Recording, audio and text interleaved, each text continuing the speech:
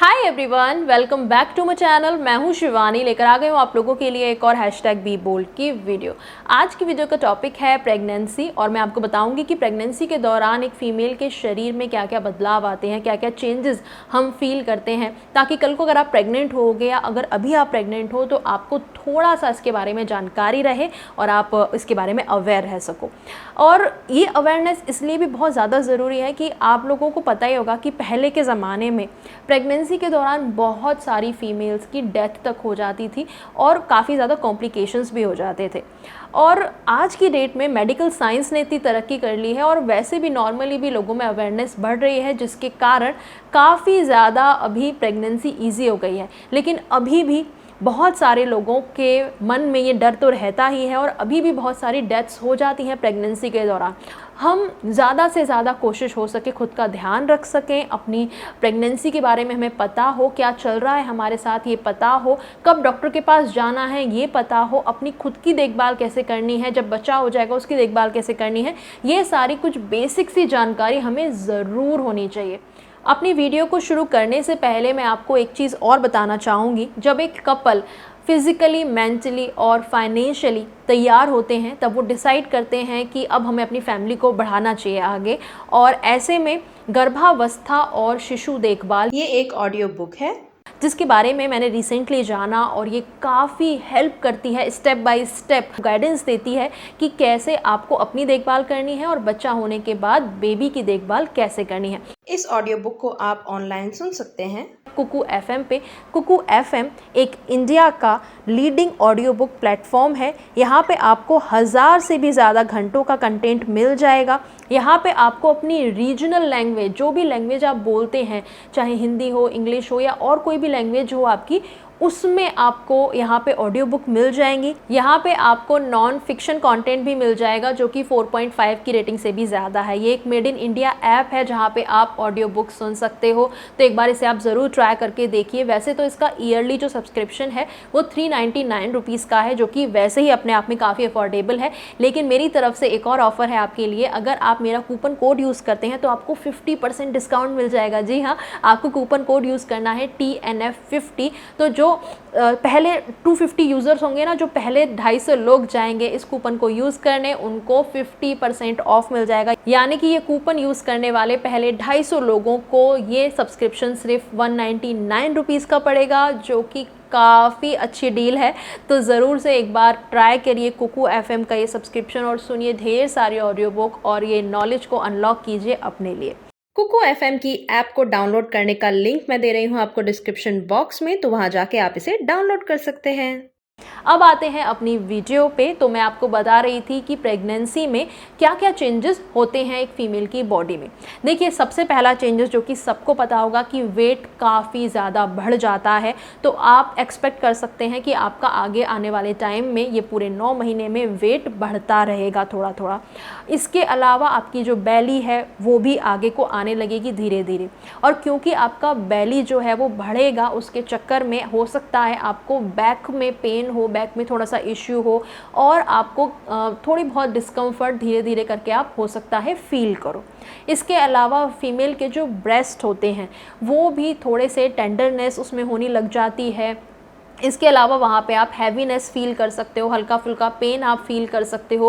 कुछ फीमेल वहाँ पे हल्का फुल्का डिस्चार्ज जैसा भी फील करती हैं। तो ये सब बिल्कुल नॉर्मल है। आपके ब्रेस्ट भी खुद को रेडी कर रहे होते हैं आगे जब बच्चा होगा उसको ब्रेस्ट फीड कराने के लिए, तो ये भी बिल्कुल नॉर्मल होता है।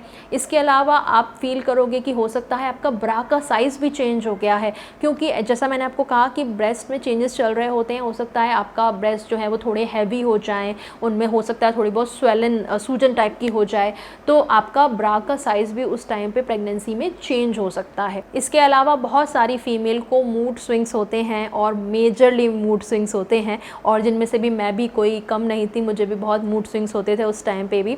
मूड स्विंग्स में क्या होता है ना कि एकदम से आपको कुछ चीज़ बहुत अच्छी लगने लगती है, आप सडनली बहुत ज़्यादा हैप्पी फील करते हो और सडनली बहुत ज़्यादा आपको रोना सा फील होता है, क्राइंग जैसा या सैड आप एकदम फील करने लगते हो। अगर आप कॉमेडी मूवी देखते हो तो आपको बहुत ही ज़्यादा मतलब नॉर्मल लोगों से ज़्यादा आपको अच्छा लगता है, हैप्पी फील होता है, हंसी आती है। सैड मूवी देखोगे तो दूसरे लोगों से ज़्यादा आपको सैड फील हो जाएगा। इसीलिए बोला जाता है कि प्रेगनेंसी में हमेशा अच्छा चीज़ें देखनी चाहिए, खुद को खुश रखना चाहिए, और सैड मूवीज़ हो गई या फिर हॉरर मूवीज़ हो गई, उनसे थोड़ा सा दूर रहना चाहिए प्रेगनेंसी टाइम पे। नेक्स्ट चेंजेस आता है हमारी स्किन में। प्रेगनेंसी ग्लो के बारे में तो आपने सुना ही होगा। तो प्रेगनेंसी का ग्लो मतलब ये कि आपकी स्किन में एक निखार आ जाता है। वहीं कुछ फीमेल्स ऐसा फील करती हैं कि उनका निखार कम हो गया है, उल्टा उनको पिंपल्स वगैरह की प्रॉब्लम भी हो रही है। तो हर किसी की बॉडी पे अलग अलग थोड़ा सा फ़र्क इसमें से हो सकता है, लेकिन चेंजेस स्किन में ज़रूर आते हैं। कुछ फील करते हैं कि बहुत ज़्यादा एकदम ग्लो आ गया है, कुछ फील करते हैं कि स्किन डल हो गई है और पिंपल्स वगैरह भी हो गए हैं। अब बात करें आपकी बेली के अराउंड की जो स्किन होती है, वहाँ पर वो स्किन स्ट्रेच होती है और कुछ लोगों का तो काफ़ी तेज़ी से वेट बढ़ता है, जो कि मेरे साथ भी हुआ था। ऐसे में क्या होता है ना कि आपका जो बेली वाला एरिया होता है, आपके पेट का एरिया होता है ना, उस पर आपको इचीनेस फील होगी, ऐसा लगेगा कि खुजली सी हो रही है, और कभी कभी तो खिंचाव सा भी आपको फील होगा। इसके अलावा अगर आपको खुजली फील हो तो आपको खुजली नहीं करनी है बिल्कुल भी, और ऐसे में आप स्ट्रेच मार्क्स वाली क्रीम भी लगाना शुरू कर सकते हो, क्योंकि ऐसे में स्ट्रेच मार्क्स पड़ने के बहुत ज़्यादा चांसेस होते हैं। तो प्रेगनेंसी के टाइम से जैसे जैसे आप फील करो कि आपकी बेली ग्रो करने लगी है, आप स्ट्रेच मार्क्स क्रीम लगा सकते हो, या नॉर्मल कोई भी मॉइस्चराइज़र आप यूज़ कर सकते हो अपनी बेली को थोड़ा सा मॉइस्चर देने के लिए। तो ऐसे में क्या होगा ना कि आपको ज़्यादा स्ट्रेच मार्क्स की प्रॉब्लम नहीं होगी, और आगे चल के भी जब आपकी डिलीवरी हो जाए उसके बाद भी अपने डॉक्टर से पूछ के आप अपने लिए कोई भी ऑइंटमेंट या जो भी वो आपको रिकमेंड करें वो आप लगा सकते हो। इसके अलावा आपके कुछ बॉडी पार्ट्स आप फील करोगे कि डार्क हो गए हैं, जैसे कि आपके बेली बटन है जो आपकी नाभि के नीचे एक लाइन जैसी बन जाएगी डार्क कलर की। ये भी नॉर्मल है, ये भी सबको नहीं बनती, कुछ लोगों को बनती है, लेकिन अगर आपके साथ ऐसा हो रहा है तो ये नॉर्मल है, वो लाइन जैसी बनना। आपके निपल का एरिया डार्क हो सकता है, आपके प्राइवेट पार्ट के अराउंड थोड़ा एरिया डार्क हो सकता है, तो ये भी प्रेगनेंसी में एकदम नॉर्मल है। इसके अलावा बात करें आपके हेयर्स की और आपके नेल्स की, तो इसमें भी कुछ आप चेंजेस फील करोगे। जैसे कि हेयर में आप फील करोगे कि बहुत ज़्यादा शाइनी हो गए हैं, थिक हो गए हैं, मोटे हो गए हैं, क्योंकि ऐसा कहा जाता है कि प्रेगनेंसी के दौरान जो हमारा एक नॉर्मल हेयर फॉल का प्रोसीजर होता है, जैसे कि दिन में हमारे कुछ बाल गिरते ही गिरते हैं और उनके गिरने के बाद नए बाल हमारे उगते हैं। प्रेगनेंसी के दौरान आप फील करोगे कि आपके हेयर नहीं गिर रहे हैं, और ये वाला प्रोसीजर जो नेचुरल एक प्रोसीजर है कि हेयर गिरेंगे और नए निकलेंगे, ये वाला रुक जाता है उस टाइम पे। ऐसे में आप फील करोगे कि आपके हेयर बहुत ज़्यादा मोटे लग रहे हैं, थिक हैं, हेयर फॉल भी नहीं हो रहा है और बहुत ज़्यादा शाइनी अच्छे हो गए हैं। ऐसे ही आप अपने नेल में भी फील करोगे कि स्ट्रॉन्ग हो गए हैं, अच्छे हो गए हैं। वहीं कुछ लोग इसका उल्टा भी फील करते हैं, जैसे कि नेल बहुत ज़्यादा क्रैक हो रहे हैं या टूट रहे हैं। तो दोनों ही तरीके से नेल पे असर पड़ता है और बाल बहुत ज़्यादा हैवी और थिक लगने लगते हैं। वेल, ये दोनों ही ऐसे चीज़ें हैं जो कि परमानेंटली नहीं रहने वाली। प्रेगनेंसी एक बार ख़त्म, डिलीवरी हो गई, उसके बाद में हेयर फॉल भी खूब होता है, जो इतने टाइम का रुका हुआ है वो एक साथ होने लगता है। तो ऐसा लगता है कि अरे बाप रे, इतने सारे बाल गिर रहे हैं, लेकिन ये बिल्कुल नॉर्मल है, क्योंकि प्रेगनेंसी में आपका जो नेचुरल हेयर फॉल होना चाहिए था वो नहीं हुआ। इसलिए डिलीवरी के बाद में लाइक 2-3 महीने बाद आप फील करो, या बहुत सारे लोगों को तो 6-7 महीने बाद भी जाके काफ़ी ज़्यादा बाल गिरने लगते हैं और फिर उनको लगता है कि ये क्या हो गया। तो ये बिल्कुल नॉर्मल है। इसके अलावा नेल वाली सिचुएशन जो मैंने आपको बताई, वो भी डिलीवरी के बाद में मतलब नॉर्मल हो जाएगा, ऐसा ज़्यादा इसका कोई इफ़ेक्ट नहीं रहता है। इसके अलावा कुछ लोगों को बहुत ज़्यादा अनवांटेड हेयर की भी शिकायत हो जाती है, जैसे कि फेस पे बहुत ज़्यादा हेयर आ रहे हैं, या फिर जो नॉर्मली भी हमारी हेयर ग्रोथ है बॉडी की वो बहुत ज़्यादा हो गई है।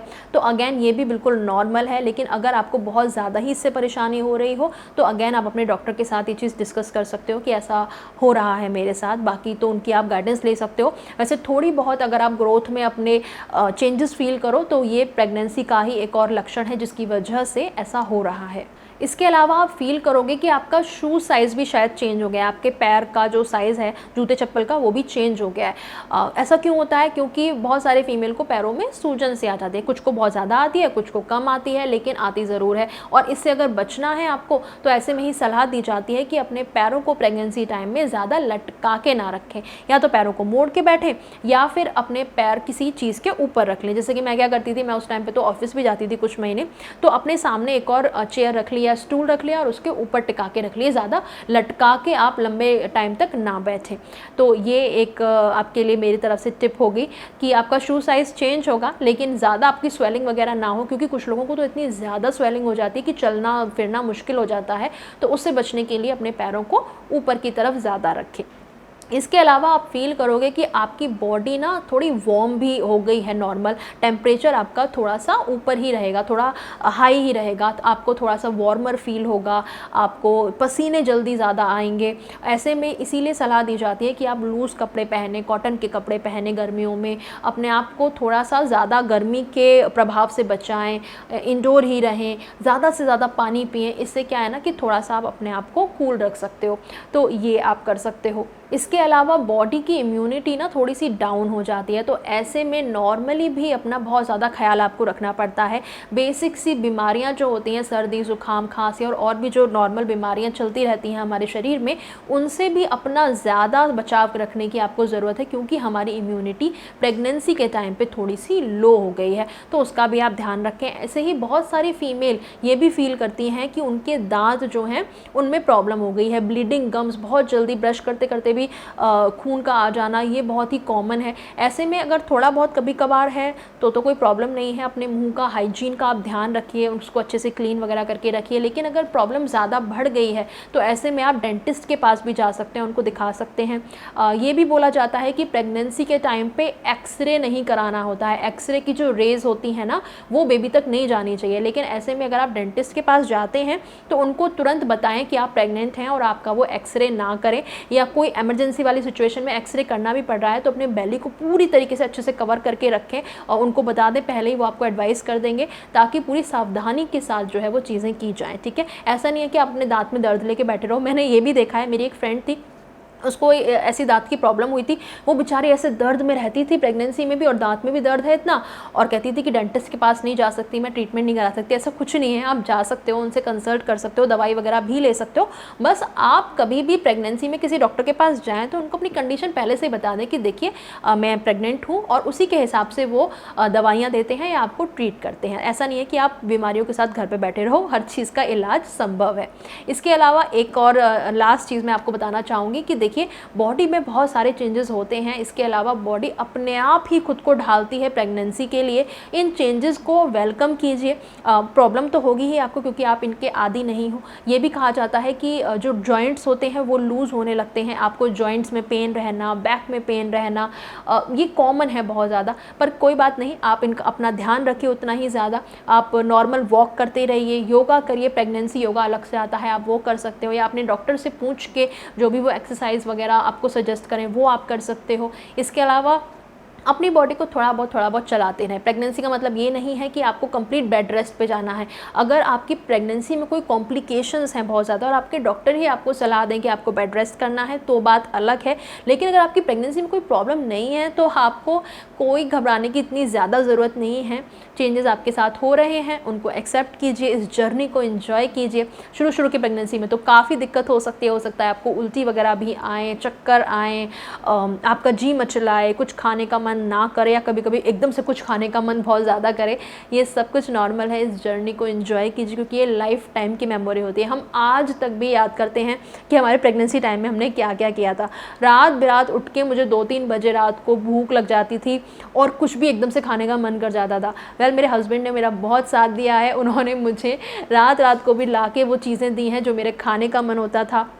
तो आप और आपके हस्बैंड, या अगर जो हस्बैंड्स देख रहे हैं, आप और आपकी वाइफ दोनों मिलके इस प्रेगनेंसी की जर्नी को एंजॉय करें, अपना ध्यान रखें और जितना ज़्यादा हो सके खुद को इन्फॉर्म रखें, चीज़ों से अवेयर रहें, चीज़ों के साथ प्रेगनेंसी के बारे में, बेबी की देखभाल के बारे में जितना ज़्यादा हो सके उतनी जानकारी इकट्ठा कीजिए, दूसरे लोगों के एक्सपीरियंस से सीखिए। और आई होप कि आपकी जब भी प्रेगनेंसी हो वो बहुत ही सफल हो, अच्छी हो, एक मेमोरेबल हो, और आप और आपका बेबी एक हेल्दी मदर एंड बेबी रहे।